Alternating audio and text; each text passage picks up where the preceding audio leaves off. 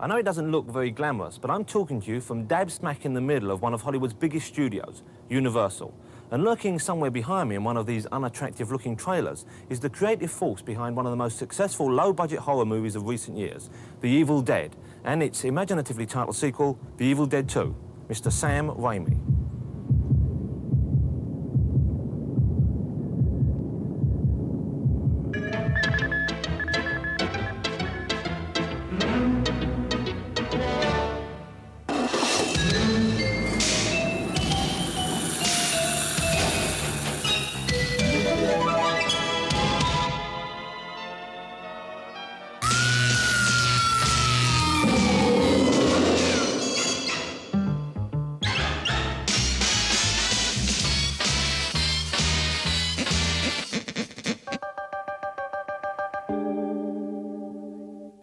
Say, I was just wondering, do they have blood banks in England? No. But they have a Liverpool.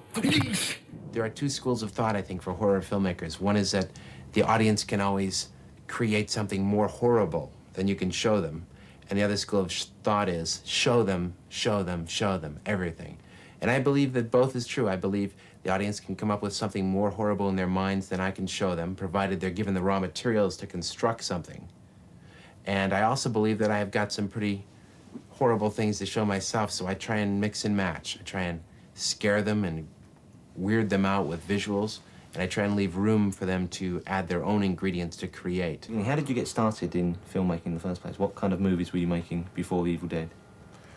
Before The Evil Dead, my friends and myself, just a group of school chums, and I would make Super 8 comedies. Three Stooges comedies. There was a nucleus of about 6 of us who had this interest, and we all were split apart in different neighborhoods. We had a little neighborhood here, and Sam was over in his little neighborhood making Super 8 movies. Sam did a lot of magic, and so film seemed like a natural extension for him to do that. And so he was doing these silly little movies, and I was doing silly little movies. And another guy, Scott Spiegel, who co-wrote Evil Dead 2, was making like Three Stooge rip-offs, where he'd use the actual soundtrack but put in his own visuals. And then we kind of all hooked up in high school, and then we found that, you know, one guy had costumes and another guy had a good camera. So we combined all of our facilities, and then we were able to, on weekends, we just would go out and shoot. Bruce Campbell starred in every Super 8 movie that we made because, very simply, he was the good-looking one and still is. So we said, the girls like you, we'll put you in front of the camera. The girls don't like us, we'll stay behind the camera. And only when Bruce was unavailable would we put ourselves in front of the camera. But you show some raw acting ability in those. Why didn't you stay in front more? Why did you choose to direct? I don't think I showed any acting ability. And I stick my face in any movie that I can, truthfully, shamelessly, to get my mug on the screen. Why are the Three Stooges such an influence on you? What do you like about them? I like their physical comedy and their sound effects. You know, the hyper-real shticks that they do. And they just make me laugh. They just make me laugh, and I've seen them make big audiences laugh in the theaters. Tell us about 6 Months to Live. That's not a Three Stooges plot, is it? It's Three Stooge-like.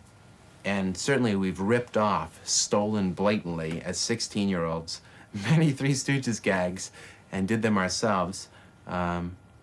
So it was greatly influenced by the Three Stooges. So where would you show these films? In classrooms and at home? Or? Yes, exactly. To the other students. Would you charge money? Sure. As much as we could get. Usually a quarter. Sam and I first decided to do a horror film after doing research on what pictures did well in the markets. And at the time, which was the late 70s, there were still a lot of drive-ins, especially in the Midwest where we grew up. And there were forever horror films playing in the drive-ins on double bills, and that, which we always saw and said, God, we can make something better than this. There's absolutely no doubt about it. So up until the time we decided to make a feature film, we had done mainly comedies and decided that horror is the entry level that most people use, and decided to make the ultimate experience in horror at the time. Robert Tappert, Bruce Campbell, and myself all bought business suits and matching briefcases and dropped out of school. Then we worked as waiters, busboys, janitors, cab drivers. So how old were you then? 18. And Bruce was 19 and Robert was 22 at the time. We would sit down and pretend that we were businessmen. That was all part of the filmmaking process. We thought we had to do it because it never occurred to us to go to California because it was 3,000 miles away. And we thought we'd have as good a chance raising money independently, and it finally worked. We first got jobs so that we could raise seed money. Then we hired attorneys to put together a legal offering saying, in legal terms, if X person invests X amount of money, they own X percentage in this movie that we're going to make. Something that floated through the woods at a different height than we're used to seeing things. So we used a shaky cam. We came up with a board where we mounted the camera in the middle, and the lens acted as the axis point. And it's ended up smoothing out the point of view because the longer the board was that the camera was mounted on, the jiggle, this effect, well, cinema verite there, decreased proportionate to the length of the board. What we did was we would call them and say, yes, we're a friend of Dr. Perkinson's, and he has given us your name and said that although he could not invest, you might be able to. Well, I certainly can invest. I can't invest. I won't have anything to do with you. Well, why don't you let us come by your house and show you our picture within the woods and see if you might be interested after that. Well, I'm not really interested. Well, we'll be by around 8 o'clock. So we'd kind of force our way in and get the foot in the door. Then we'd set up our Super 8 projector and show the movies on his dining room wall, take down some art, and proceed to make them sick, and then hopefully get the investment out of them. We had dentists, a couple of dentists go in. We had some real estate people. But it was tough to get people who had money who were merchants, who owned stores, because a lot of those people had money, and we would approach them. They're used to paying money and getting heads of lettuce or bottles of wine, and we wanted them to give us money for nothing, for this movie that might be successful, might not. And I remember we showed this first little Super 8 movie in the detergent aisle of a grocery store after it closed to a couple of merchants, and they didn't invest. But we really went to absolutely anybody who was financially capable of losing all their money. I was the pseudo-hero, Ash, who was really just one of 5 generic people at the beginning, and then through a trial by fire, I kind of wise up a little bit and live. Why pseudo-hero? Because he's kind of an idiot. You know, if he hears a sound, he goes outside. He looks through doors that you know he shouldn't, so he's not really very smart. But then that's the staple of horror movies, isn't Oh, it? you have to. If they were smart enough not to go to the cabin, you wouldn't have a movie. So, you know, they show up and it's a creepy place. Well, let's go in. You know, and they found a tape recorder with some weird sayings on it. Oh, that sounds great. Let's play that. You know, and then people are possessed and like, oh, what do we do now? And you can't be too smart the first couple of times, so you let some monsters kill some innocent people. Did you feel under a lot of pressure while you were shooting it? Yes, I felt under great pressure. And it was not artistic pressure, it was all financial pressure, because there were no expectations on me as a kid. It was all a question of, I have $90,000 of these people's money who I promised I would make a good movie out of. This has got to be good. It's strange, but that's where I was coming from back then. So what do you think would have happened if the movie hadn't been a hit? Well, then I would be selling air conditioners again, which I'm pretty good at.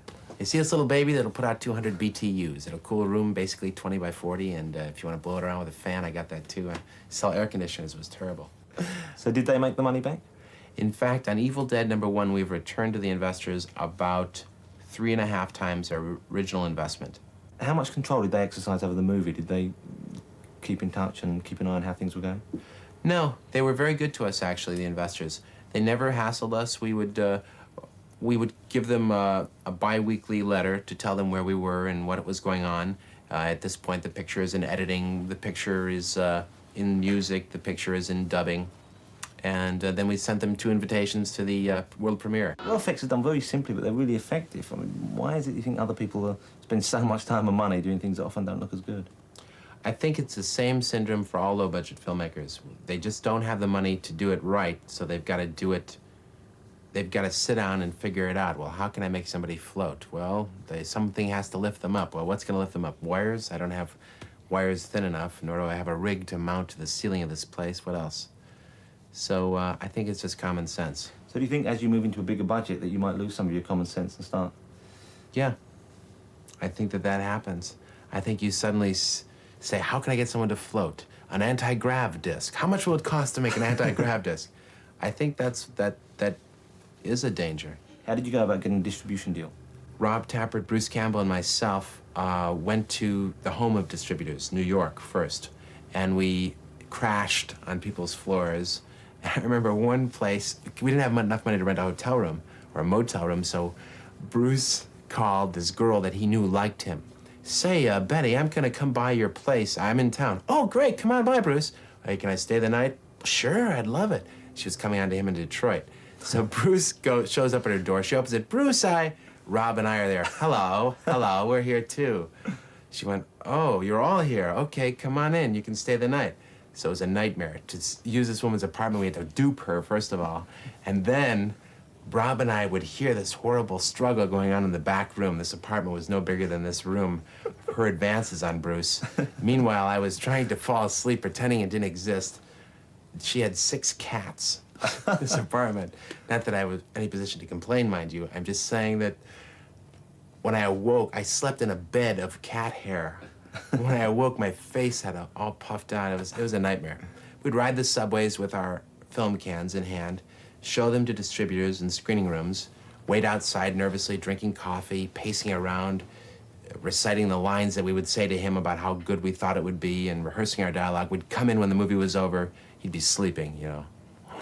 Is it over?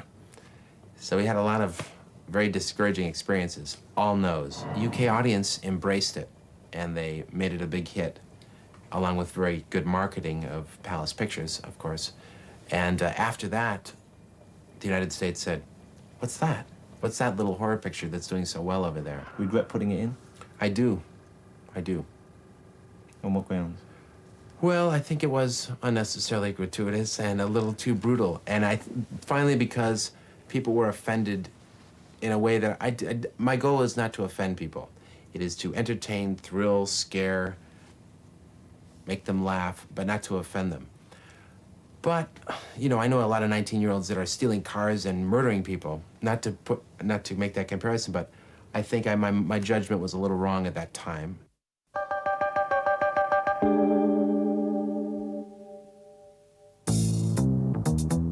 With the success of Evil Dead, Sam was suddenly considered a hot young talent, and Hollywood beckoned.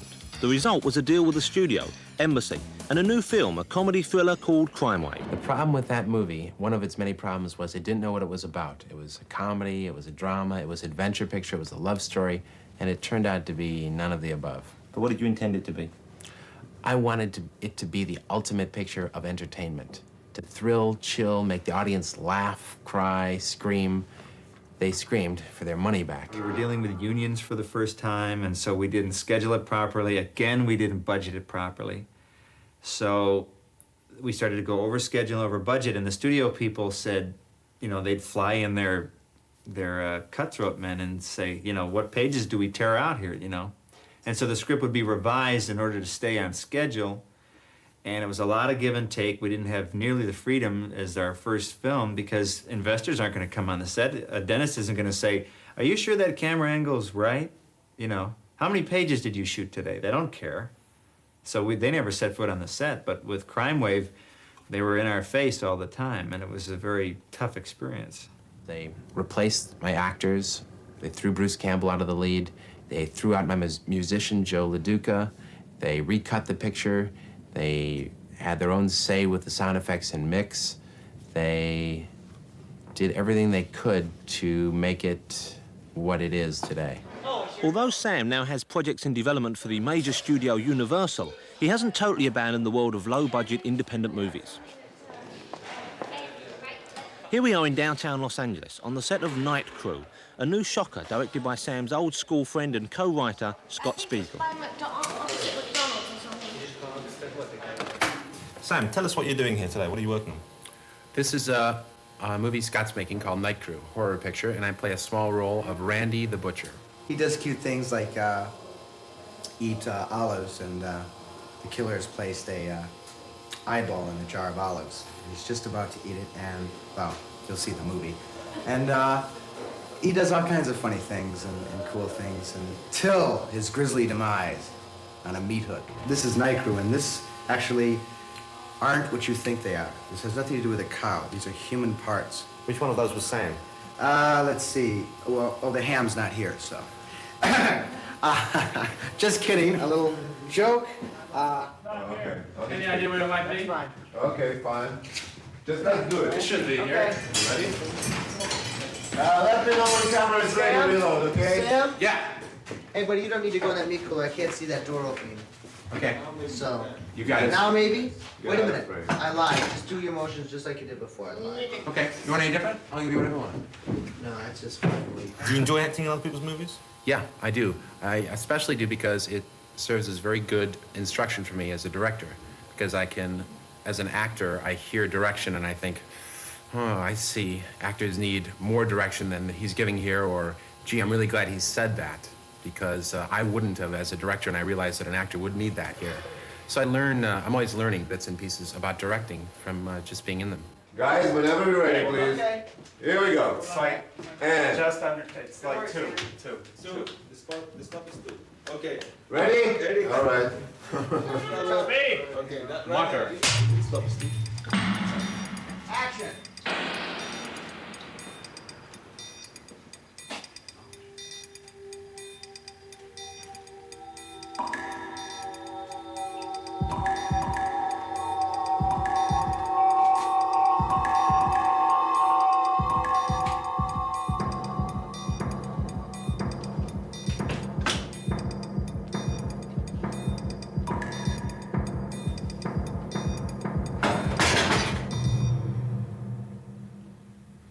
Cut. That's a cut. Cut.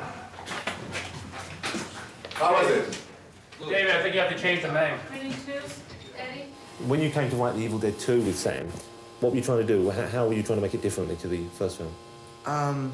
Well, Sam and I were just trying to figure out, there's only so many things you can do in the horror genre without just repeating yourself. And we just thought that we might just make it as wild and maniacal as we humanly could. So we just went overboard, just over the top with everything. Some humorous, some gory, some scary.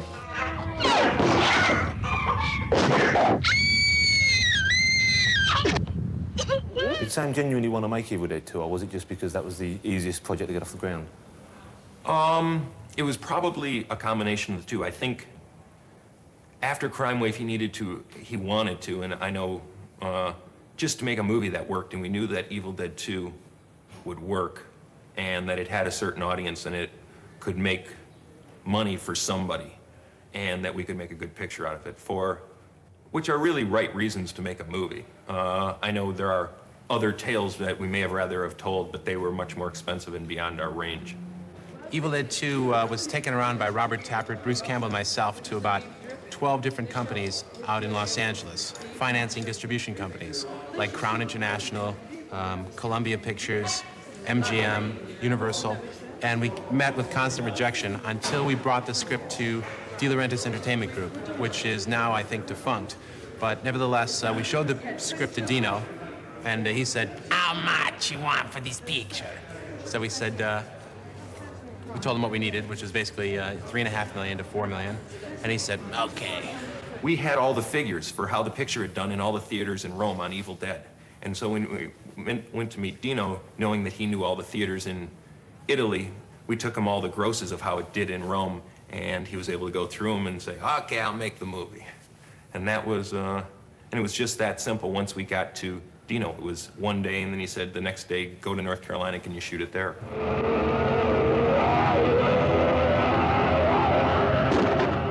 Evil Dead 2 didn't disappoint the fans.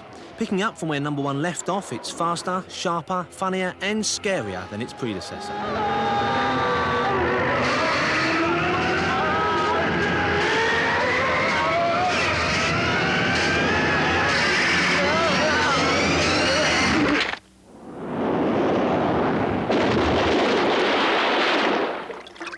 Rob and myself and Bruce thought that that was all there was to Evil Dead. This horrible creature came at Bruce and the movie ended. But Bruce was saved by positive box office response.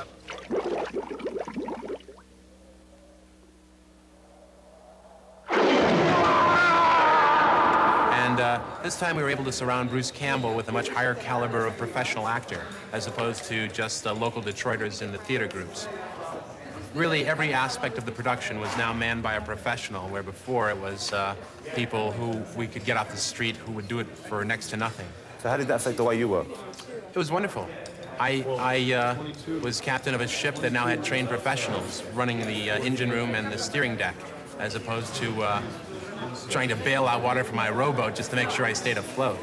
We didn't want to create a movie that would have, cause kids to have nightmares. That wasn't the goal. It was just to give them a roller coaster ride for 90 minutes and they could go home and forget about it. And so Evil Dead 2 was even more like that, really. We wanted to have a masser, a wider appeal. So we took out some of the real gore and put in a couple of Three Stooges type gags. It's as much a black comedy as a horror film. This is one of the more bizarre scenes in which our hero, Bruce, is taunted by his own hand after having chopped it off.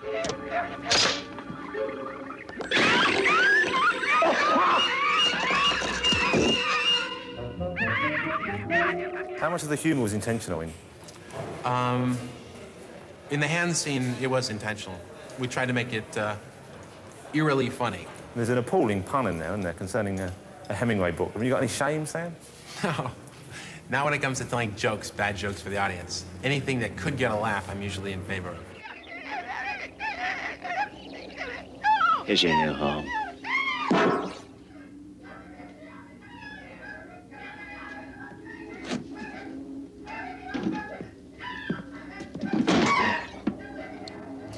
With a much bigger budget and more ambitious script for The Evil Dead 2, Sam knew that the special effects had to be absolutely top-notch. So he came here to a studio in Pasadena, California, to work with the man responsible for the Nightmare on Elm Street series, Mark Shostrom.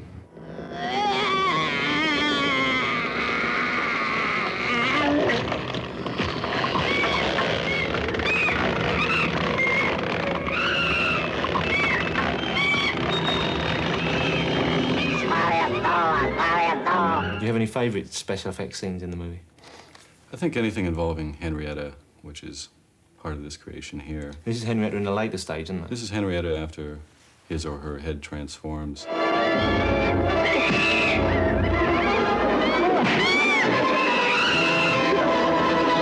Little baby, don't say a word.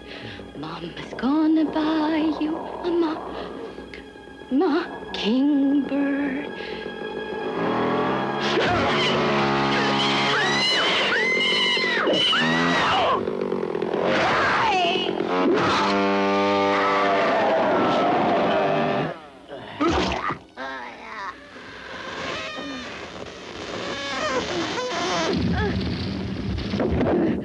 Hey, I'll swallow your soul. I'll swallow your soul. I'll swallow your soul.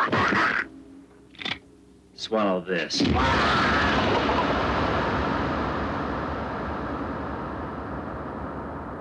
And the poor unfortunate chosen to play Henrietta was Sam's brother, Ted Raimi. We had to put Ted Raimi in a stunt harness on wires and put the suit on him and the makeup, a 6-hour makeup job. So before the day even began, he was extremely uncomfortable. They hoisted him on the wires. He's floating around the room. He's got contact lenses in. He's sweating, and Sam's going, "Look this way. Yeah, okay, now act. Now hit your mark." And it took about 3 days to shoot that whole scene. It sounds like the worst job in the world. For Ted Raimi, I'm sure it was. Is that why he used his brother? He knew he could get away with it? Sam knew he could. It was a very smart move.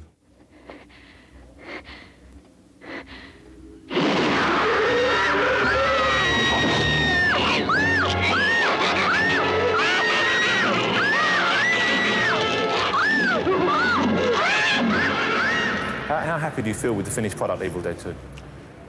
It's okay. I think it's okay. It was a fine picture to make when I was 26, and now that I'm 28, I want to make a picture that's probably about 10 times as good.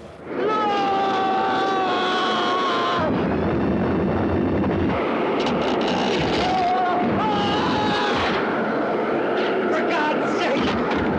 How do you stop it?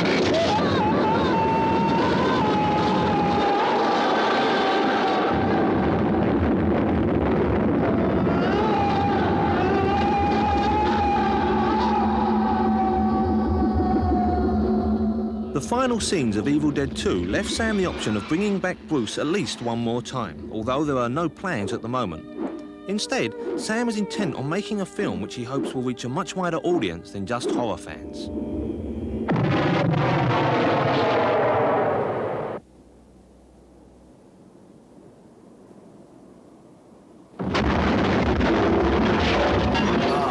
He's got the best visual style of anyone around today.